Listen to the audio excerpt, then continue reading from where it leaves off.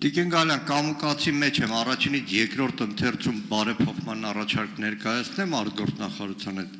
Ես մտածում եմ արտգործնախարարությունը կոչենք խաղաղության եւ թրիփի անվան արտաքին գործերի եւ վարդերի արտաքին առևտրի նախարարություն, դա ծիրուն կլինի։ Բայց մի բան ասեմ, ձեր ներկայացած նախագծում բյուջեում փոփոխությունների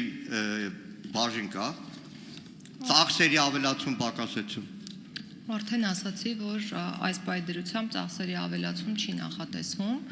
Ինչ վերաբերում է ձեր հարցին, արդյոք առաջարկ անեք թե չէ, եթե դա հարց էր,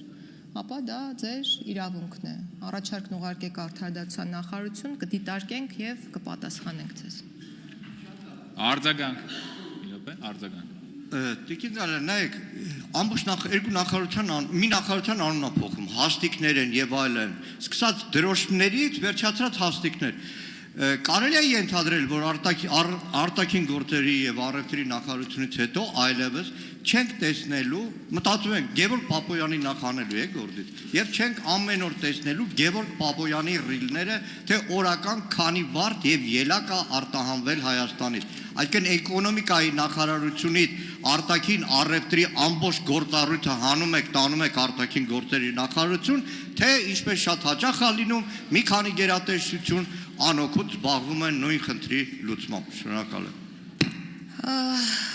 Ոչ, դուք նախագծին երևի չեք ծանոթացել, էկոնոմիկայի նախարարությունը շարունակելու է որոշ գործառույթներ ունենալ միջազգային առևտրի զարգացման համատեքստում, մասնավորապես աջակցելու է միջազգային առևտրի խթանմանը։